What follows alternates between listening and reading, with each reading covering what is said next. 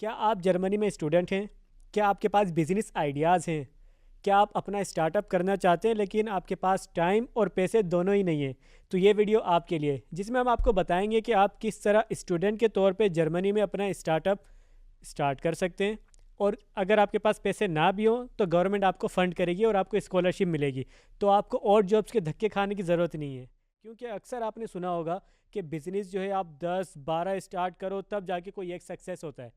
इसकी वजह यही है कि हमें जो बेसिक्स जो हैं वो हमें नहीं पता होते, हम उन स्टेप्स को फॉलो नहीं करते, जिसकी वजह से फेलियर का सामना करना पड़ता है। तो आज की इस वीडियो में हमारे साथ मौजूद हैं जिंदल, क्षितिज जिंदल, जो इंडिया से हैं और यहाँ जर्मनी में मास्टर्स कर रहे हैं बिजनेस में। तो आइए उनसे पूछते हैं उनकी जर्नी कैसी रही, और इन्होंने अभी रिसेंटली स्टार्टअप अपना लॉन्च किया है जिन्हें गवर्नमेंट ऑफ जर्मनी फंड भी कर रही है। तो उनसे सारी हिस्ट्री पूछते हैं और पूछते हैं कि अगर एक बंदे के पास कोई आइडिया हो तो वो किस तरह अपने बिजनेस को एक सक्सेसफुल स्टोरी बना सकता है। हाय जिंदल, हाउ आर यू? मैं बढ़िया हूँ एकदम आमिर भाई। और thank you for inviting for today's podcast. अच्छा लगा। Most welcome. तो जिंदल, आप हमें शुरू में ये बताएं कि आपकी जर्नी इंडिया में कैसी थी, फिर उसके बाद बताएं कि आप जर्मनी क्यों आए, फिर उसके बाद हम लेकर चलते हैं इसको। इंडिया में मेरी जर्नी काफ़ी समान थी। मैं बहुत लो मिडिल क्लास फैमिली से आता हूँ। और जैसे आम सपने होते हैं, स्कूल कॉलेज, उसके बाद अच्छी जगह सेटल होना, ये मेरा सपना नहीं था। ये मेरे माँ बाप का सपना था। हाँ। मुझे हमेशा से एडवेंचर स्पोर्ट्स का बहुत शौक़ रहा है। मैं स्काई डाइविंग प्रोफेशनली करना चाहता था। और कहीं ना कहीं कॉलेज के दौरान मैंने अपने पापा से पूछा था एक कोर्स के लिए, तो उन्होंने कहा, पैसे देने से मना कर दिया था। और मैंने कहा कि मैं खुद कमाऊंगा, और इस तरीके से या इस लक्ष्य को लेके कि पैसे कमाने हैं स्काई डाइविंग कोर्स करने के लिए। यहाँ से मेरी बिज़नेस की जर्नी शुरू हुई। कॉलेज के फाइनल ईयर में मैं और एक मेरा दोस्त था, हम दोनों ने मिलके एक बिज़नेस आइडिया पे काम करना शुरू किया। करीब 2 साल लगाए और कुछ पैसे भी लगाए उसमें। और वो हमारा आइडिया फेल हो गया था। तो उसमें लेकिन हमने सीखा बहुत कि क्या क्या नहीं करना चाहिए और कैसे गलतियाँ करते हैं। और शुरुआत के दिन थे तो पहली स्टेज में ही काफ़ी बड़ी लर्निंग मिली थी मुझे। तो आपने क्या, ये जो फेलियर आता है तो आपने गिव अप कर दिया कि नहीं यार, अब नहीं कर सकते, या फिर मेरा बिजनेस का आइडिया ही नहीं है, या फिर मैं इस काबिल ही नहीं हूँ कि मैं कर सकूँ? अक्सर लोग ये करते हैं कि गिव अप कर देते हैं। एक बार आप फेल होते हो तो आप कहते हो नहीं ये मेरे बस का नहीं है, तो मैं कुछ और करता हूँ। तो आप कभी ऐसे नहीं, या फिर आप थोड़ा सा डिफरेंट माइंडसेट के? नहीं, ऑफ कोर्स पहले फेलियर के बाद बुरा बहुत लगता है। और कहीं ना कहीं खुद पे भी सवाल उठाते ही हैं कि क्या हम नहीं कर सकते। भगवान का मान लीजिए, या मैं इतनी जल्दी तो हार नहीं मानता हूँ ज़िंदगी में। तो मैंने दोबारा कोशिश करी और दोबारा खड़े होने के लिए एक दूसरा आइडिया लिया, कुछ और लोग साथ जुड़े। और इस बार हमने 1.5 साल काम किया उस आइडिया पे, पर ये आइडिया भी फेल हो गया। इसमें भी हमने काफ़ी पैसे खोए, बट पिछले वाले से थोड़े कम खोए थे। शुरू के दोनों स्टार्टअप जो है आपको फेल हो गए। हाँ। दोनों पहले स्टार्टअप्स में मेरे को बहुत सीख मिली। और फेलियर के दौरान आप ज़्यादा समझते हो शायद।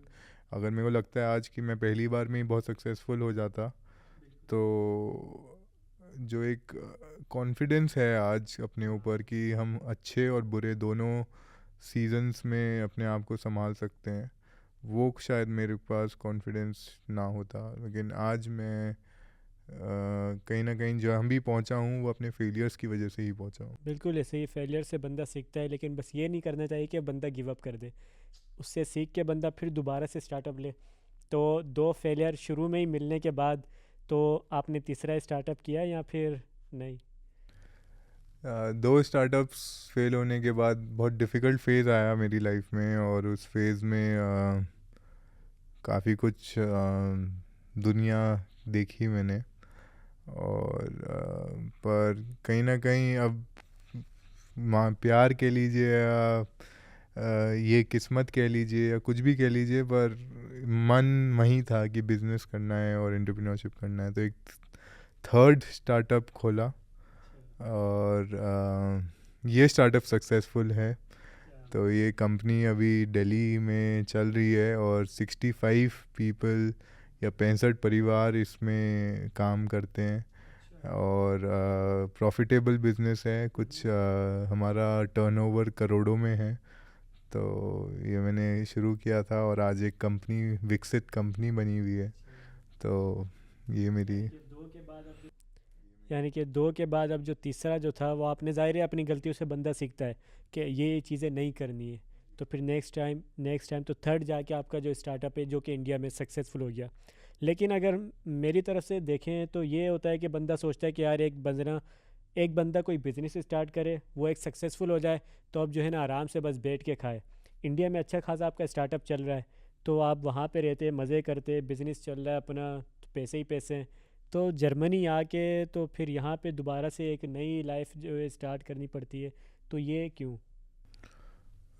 आमिर भाई, ऐसा हुआ कि उस बिज़नेस में 3 साल, लगभग 4 साल हो गए थे और फिर एक फ़ेज़ आ गया कि जहाँ मैं वही लोगों से मिल रहा था और वही बातें कर रहा था, या वही एक जो मेरा हफ्ता जाता था वो बहुत सिमिलर रहता था।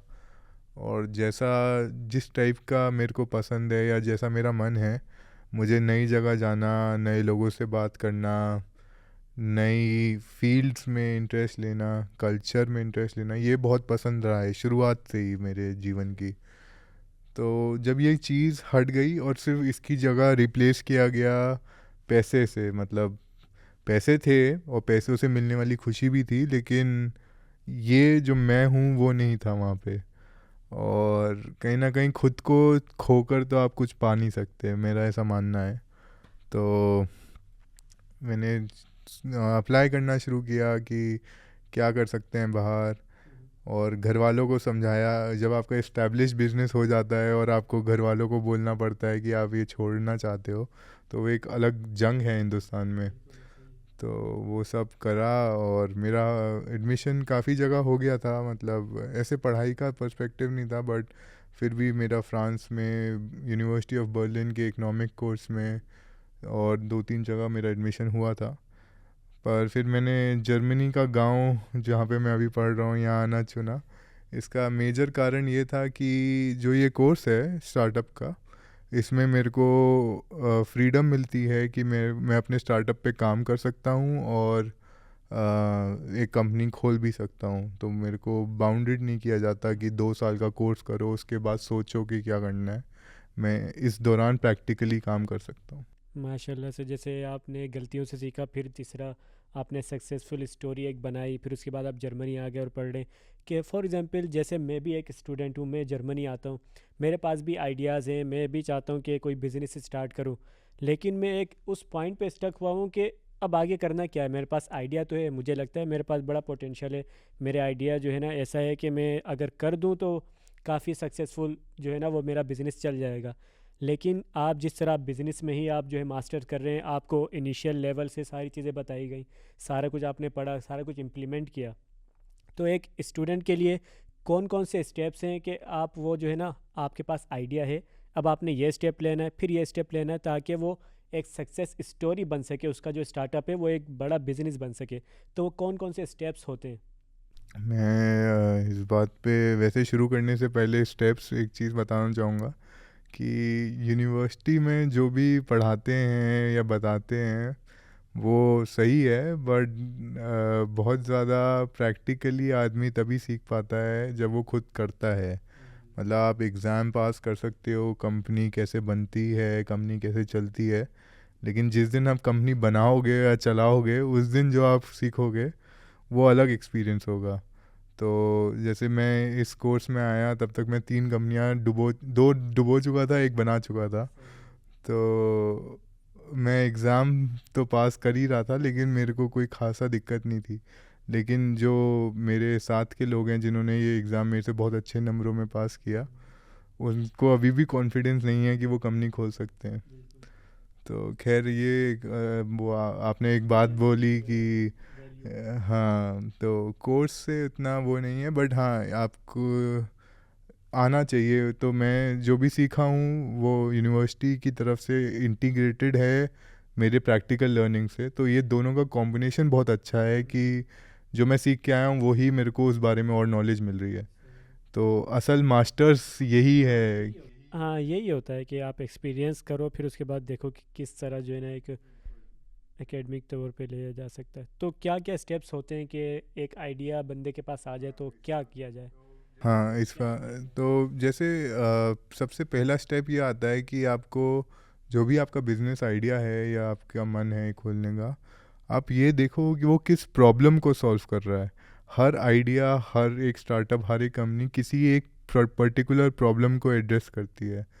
तो वो आप प्रॉब्लम को समझो, उसमें डीप डाइव करो, उसका एनालिसिस करो और उसका वैलिडेशन करो कि वो क्या प्रॉब्लम सच में एग्जिस्ट करती है या आपके एक मन में बबल बना हुआ है या आपके मन में एक ख्याल है कि वो प्रॉब्लम है और लोगों को उतना फ़र्क नहीं पड़ता।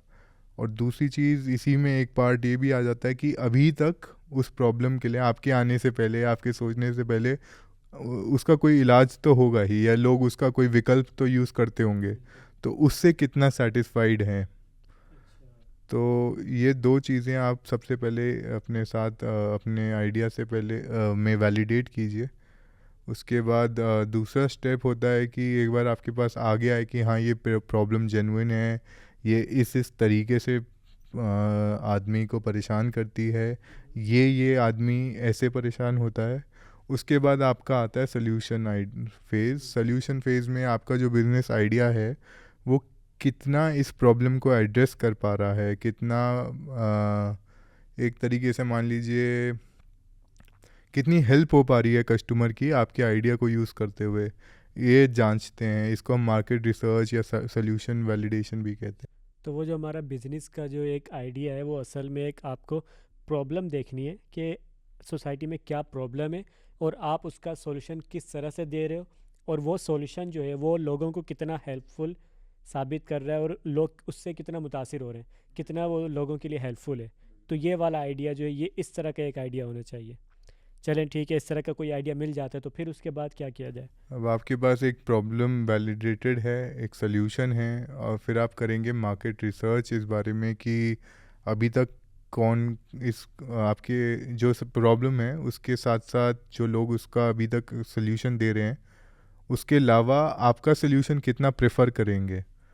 और उसके अगर ये पॉसिबल है, वैसे केस टू केस होता है कि उस पर कितना पैसा भी देना चाहते हैं। कभी कभी होता है कि ये चीज़ मेरे को सॉल्व करेगी, पर मैं इसके लिए अगर तुम मेरे से एक्स्ट्रा 1000 यूरो मांगोगे तो मैं नहीं देना चाहूँगा। तो इस टाइप से हमारी एक मार्केट रिसर्च फेज़ आती है। जिसमें हम कंपटीटर भी अपने चेक कर रहे होते हैं कि हमारे जो कंपटीटर आगे जाके जो हैं वो अभी क्या सॉल्यूशन दे रहे हैं और हमारा सॉल्यूशन इनसे कितना डिफरेंशिएट करेगा और कितना बेनिफिशियल होगा। ठीक है, फिर उसके बाद क्या फेज़ आएगा? उसके बाद अगर आप इस आपके पास एक अच्छी मार्केट रिसर्च हो जाती है तो आप जर्मनी में हैं या यूरोप में हैं तो यहाँ पे बहुत सारी स्कॉलरशिप्स हैं सरकार की तरफ से जो आपको सपोर्ट करती हैं इस आइडिया को बिल्ड करने में। और इसका सबसे बड़ा फ़ायदा एज अ इंटरनेशनल स्टूडेंट हमें ये होता है कि हमें और जॉब्स नहीं करनी पड़ती हैं। क्योंकि जब मैं आया था तो मैं एक फ़ास्ट फूड रेस्टोरेंट में काम करता था। तो आप ये मानिए कि सुबह यूनिवर्सिटी और शाम के 5:30 बजे से रात के 11-12 बजे तक रेस्टोरेंट में काम, और फिर घर आके अपना यूनिवर्सिटी का जो काम होता था, जाहिर है कि कोई प्रोजेक्ट वर्क चलता होता है या कुछ चल रही रहा तो वो काम, और फिर 3-4 घंटे सो के फिर अगले दिन यूनिवर्सिटी। तो ऐसे में बिल्कुल वक्त नहीं मिलता है कि अपने स्टार्टअप पे बंदा सोचे या बात करे या काम करे, अपने थक कितना जाता है। तो इसके लिए यहाँ जर्मनी में बहुत सारे स्टाइपेंडियम्स कहते हैं वो अवेलेबल होते हैं जिसकी मदद से आपको 1000, 1200, 1500 यूरो तक मिल जाता है। अभी जिस तरह आपने बात की स्कॉलरशिप की, तो मैंने सुना है कि आपको जो भी है ना स्कॉलरशिप अभी माशाल्लाह से अवेल हो गई है। तो आपने भी स्कॉलरशिप के लिए अप्लाई किया था, तो ज़रा बताएं अपनी स्कॉलरशिप के बारे में। हाँ जी, बिल्कुल आपने सही सुना है। मेरे को जर्मन सरकार से स्कॉलरशिप मिली है और मुझे 1200 यूरोस का सपोर्ट मिलता है हर महीने, और ये 1 साल तक मिलेगा। और साथ ही मेरे साथ जो भी को फाउंडर है, अगर वो अभी मेरा एक को फाउंडर है और हम एक और सोच रहे हैं, तो उन सबको भी 1200 यूरो हर महीने मिलेंगे। तो इंडिविजुअल मिलेगी।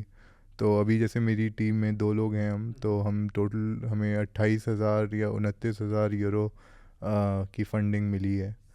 और ये पैसा सिर्फ हमें हमारा लाइफस्टाइल, ताकि हमें किसी प्राइवेट रेस्टोरेंट में या और जॉब्स ना करनी पड़े और हम अपना बिजनेस पे फोकस कर पाएँ, इसलिए ये सपोर्ट मिलता है।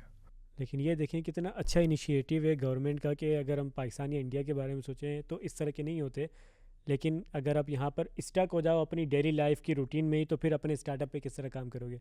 तो ये आपको फंडिंग कर रहे हैं कि आप उस लूप से जो है ना बाहर निकल के सोचो और अपने स्टार्टअप पे काम करो। वो सारी देखभाल गवर्नमेंट कर रही है। बिल्कुल बिल्कुल, ये एक अच्छा इनिशिएटिव है। और मुझे लगता है कि ये सपोर्ट एज अ एंटरप्रेन्योर या एज अ पर्सन जिसने स्टार्टअप शुरू करना है, उसके लिए बहुत ज़रूरी भी होता है, क्योंकि स्टार्टअप अपने आप में बहुत एक अकेली जर्नी है। और कहीं ना कहीं कोई आप पे शुरुआत में तो विश्वास भी नहीं करता है कि आप बिजनेसमैन बन जाओगे। जब तक आप बन नहीं जाते, लोग तरह तरह की बातें कहते हैं। तो इस दौरान अगर आपको कोई सपोर्ट मिलता है किसी भी तरीके का, तो बहुत वैल्यूएबल। तो ये जो गवर्नमेंट की तरफ से जो ये अमाउंट थोड़ी बहुत मिलती है, तो इसी को क्या हम इन्वेस्टमेंट के तौर पे यूज़ कर सकते हैं या फिर हमें इन्वेस्टमेंट जो है अलग से ढूंढना पड़ता है, कि उसका क्या सीन है। हाँ, तो ये अमाउंट आपको कुल मिला के इतनी ही मिलती है कि आपके खर्चे चलते रहें। जैसे आपने इंश्योरेंस देना है, रेंट देना है, और जो भी आपका लिविंग एक्सपेंस है, ये इतनी फंडिंग नहीं होती है कि आप इससे अपना बिजनेस में कुछ कर पाएँ। तो जो नेक्स्ट स्टेज आती भी है वो ये आती है कि आपके पास अगर जैसे आपने ये स्कॉलरशिप्स ले लिए हैं, कुछ ले लिए हैं, तो आप अपने जो मार्केट रिसर्च की हमने बात करी थी, उसका अब आप एक सैम्पल या प्रोटोटाइप बनाएं। तो उस प्रोटोटाइप को बनाने के लिए आपको फंड्स चाहिए होते हैं। तो बहुत सारी इन्वेस्टमेंट फर्म्स हैं और गवर्नमेंट के इनिशिएटिव्स हैं जो प्रोटोटाइपिंग में आपको फंड देती हैं। और जैसे एक ओपन सोर्स सॉफ्टवेयर या कुछ करके गवर्नमेंट जर्मनी में एक प्लेटफॉर्म है, उसमें अगर आप सॉफ्टवेयर रिलेटेड कोई प्रोटोटाइप बनाना चाह रहे हैं, तो आपको अराउंड 20,000 यूरो तक फंडिंग मिल जाती है। तो ऐसे काफ़ी सारे प्लेटफॉर्म्स हैं, और प्रोटोटाइप बनाने की फ़ेज़ में आपको हेल्प मिलेगी। प्रोटोटाइप तैयार हो जाएगा तो इससे आप एक मार्केट का सैम्पल टेस्ट कर सकते हैं कि लोग सही में आपका प्रोडक्ट ख़रीदते हैं कि नहीं ख़रीदते हैं, किस प्राइस पे ख़रीद रहे हैं, और रिपीट कस्टमर क्या हैं आपके। तो ये आपको एक प्रोटोटाइप बनाने पे ही समझ। तो ये इन्वेस्टमेंट काफ़ी अच्छी है। लेकिन जो लोग ये वीडियो देख रहे हैं कि अगर उनको जैसे कि अगर अप्रोच करना है, कोई ईमेल लिखनी होगी, कोई फॉर्म सबमिट करवाना होगा, फिल आउट करना होगा, नहीं समझ में आ रहा, तो फिर उनके लिए आप क्या हेल्प आउट कर सकते हैं कि अगर कोई स्टूडेंट इसमें स्टक हो गया। एक चीज़ मैं आपके माध्यम से भी कहना चाहता हूँ कि मैं काफ़ी लोगों की मदद करता हूँ अभी। जो मेरे आसपास बिजनेसेस हैं, उसमें मेरे एक्सपीरियंस से अगर किसी की मदद हो पाए तो मैं अच्छा मानता हूँ। और आप जो लिसनर्स हैं हमारे, वो किसी भी तरह की सहायता चाहते हैं फंडिंग को लेकर, या अपने स्टार्टअप में आइडिएशन फेज़ में हैं कि प्रॉब्लम कौन सी आइडेंटिफाई कर चुके हैं या करनी है, कैसे करनी है, या सल्यूशन रिसर्च, मार्केट रिसर्च कैसे करना है, तो उस चीज़ों के बारे में मैं आपको अपनी तरफ से एडवाइस कर सकता हूँ। और एक कंसल्टेंसी प्रोग्राम भी है, वो फ्री ऑफ कॉस्ट है। आपको नीचे एक गूगल लिंक मिलेगा, आप उसमें कुछ क्वेश्चंस के आंसर करिए कि आप किस स्टेज ऑफ स्टार्टअप पे हैं, और वो मेरे पास पहुंचेगा और मैं आपसे फिर कांटेक्ट करूंगा आपकी मदद के लिए। बाकी स्पॉन्सरशिप हो गई, या इन्वेस्टमेंट के लिए कैसे पिच करना है या पिच कैसे करना है, ये सब चीज़ें भी मैं अपनी तरफ से जो मेरे को आता है वो मैं आपको सिखा पाऊँगा।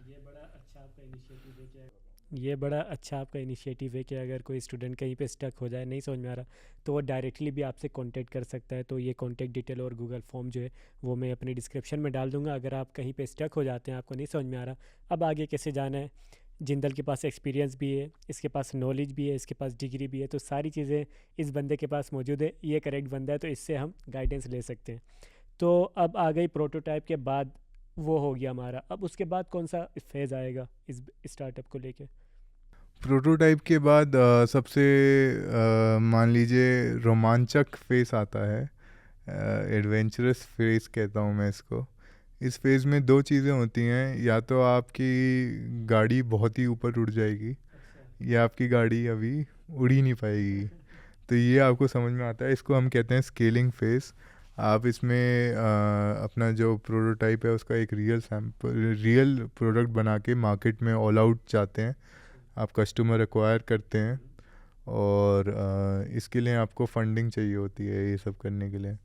तो आपको जैसे आपने शार्क टैंक में देखा होगा कि लोग अपनी पिच पे इक्विटी के अगेंस्ट पे पैसे मांगते हैं, मार्केटिंग एक्सपेंस के लिए, कंपनी बनाने के लिए, टीम रखने के लिए। तो वो इस फेज़ में वो फंडिंग लेते हैं, और फिर आपका मार्केट में बिजनेस शुरू हो जाता है। तो उसके बाद वाला जो इम्पोर्टेंट फेज़ है वो इन्वेस्टमेंट का है, कि सारा दारोमदार अब इसी के ऊपर है कि वो इन्वेस्टमेंट मिल जाए तो तभी हम मार्केट पे जाके जो है ना वो इसकी स्केलिंग वगैरह सारा कुछ कर सकते हैं।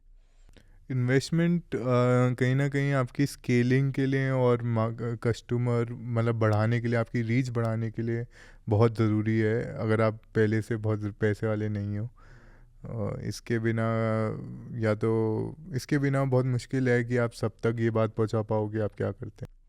तो इसके अलावा ये जो मार्केट स्केलिंग है, इसके बाद कोई फेज़ आता है, या फिर अब जो है ना आपने वो जो अपना प्रोटोटाइप इस तरह करके या फिर रियल प्रोडक्ट आपने बना लिया और अब आप इसकी मार्केटिंग करोगे और आपका बिज़नेस जो है स्टार्टअप हो जाएगा, ये सारी चीज़ें?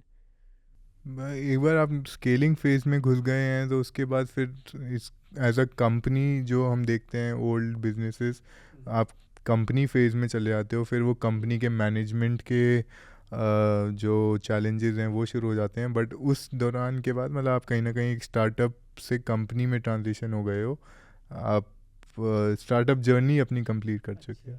उसके बाद कहीं ना कहीं क्वेश्चंस ये नहीं आते हैं कि किसको बेचना है, क्या बेचना है, उसके बाद क्वेश्चंस आते हैं कि और कैसे कमाना है, और कैसे। तो इस पॉडकास्ट से पहले तक तो मेरा भी यही माइंडसेट था कि अगर मेरे पास कोई आइडिया है ना, तो अब मैं डायरेक्ट जंप कर जाऊं कि अपनी जो है ना कोई कंपनी खोल लूं, कोई रेस्टोरेंट खोल लूं और मैं बस स्टार्ट कर दूं बेचना। तो उससे बीच में जितने फेजेस जो आपने बताए वो ज़ाहिर है मुझे भी नहीं पता थी, और वीडियो देखने वाले लोगों को भी नहीं पता होती कि अच्छा भाई मैंने मार्केट एनालिसिस भी करनी है, रिसर्च भी करना है, फिर प्रोटोटाइप बना के पहले उसको चेक करवाना है, फिर इन्वेस्टर, फिर उसके बाद गवर्नमेंट अगर फंड कर रही है तो उनको किस तरह अप्रोच करना है। तो ये जो फेजेस होते हैं ना, ये बहुत इंपॉर्टेंट होते हैं, और इन फेजेस की वजह से अगर हम इसको जो है नेगलेक्ट कर दें तो ये आगे जाके फेलर का सबब बन रही होती हैं। बिल्कुल सही कहा आपने कि बहुत सारे लोग जो स्टार्टअप कहते हैं 95% स्टार्टअप्स फेल होते हैं, और उसमें नंबर वन कारण यही है कि ये जो स्टेजेस हैं इसमें बहुत ज़्यादा लोग अपना टाइम नहीं देते हैं या इसको ऑनेस्टली नहीं लेते हैं। तो अगर कोई ये चीज़ को अच्छा करता है तो बहुत हद तक चांसेस हैं कि आप अच्छे बिजनेस और एंटरप्रेन्योर बन पाएँ। तो ये सारे स्टेप्स हैं जो आप जो है, अगर आपके पास एक आइडिया है और बेहतरीन आइडिया है, तो ये तमाम स्टेप्स को आपने फॉलो करना है, तब जाके ये स्टार्टअप जो है एक बिज़नेस बनता है। ये थे जिंदल जो कि आज हमारे पॉडकास्ट में मौजूद थे, जिनका एक्सपीरियंस है इंडिया में 2 फेलर के बाद उन्होंने सक्सेस अपना जो है ना सक्सेस स्टोरी बनाई, अपना जो है ना बिज़नेस बिल्ड किया, और अब जर्मनी आ गए, यहाँ पे इन्होंने अपना स्टार्टअप लॉन्च कर दिया है। तो अब इसके ऊपर इनका काम चल रहा है, मास्टर्स भी कर रहे हैं बिज़नेस में, तो इनके पास सारी नॉलेज है जो हमने शेयर की, ताकि अगर आप एक स्टूडेंट हो और जर्मनी में आप खुद अपना बिज़नेस करना चाहते हो तो आपको पता हो कि कौन कौन से स्टेप्स आपने लेने, ताकि वो जो फेलर के चांसेस हैं वो कम हो जाएं। और अगर इसके बावजूद आप कहीं पे स्टक हो जाते हो तो हमारे पास जिंदल मौजूद है, इसके सारे कॉन्टैक्ट डिटेल्स मौजूद हैं, आप जिंदल को रीच आउट कर सकते हो। तो जितना हेल्प हो सकेगा, ज़ाहिर है एक बंदा कितनी हेल्प कर सकता है, तो वो ज़रूर आपकी कोशिश करेंगे। तो ये था हमारा आज का podcast. Thank you so much Jindal, आपके टाइम का, आपके नॉलेज का। थैंक यू आमिर, और अच्छा लगा आपसे बात करके, और कोशिश करते हैं आपके माध्यम से ये आपके लिसनर्स को हमारी बात समझ में आए। और थैंक यू सो मच आपका भी कि आपने ये पॉडकास्ट देखा। मिलते हैं आपसे नेक्स्ट वीडियो में, तब तक मुझे दें इजाज़त। अल्लाह हाफिज़।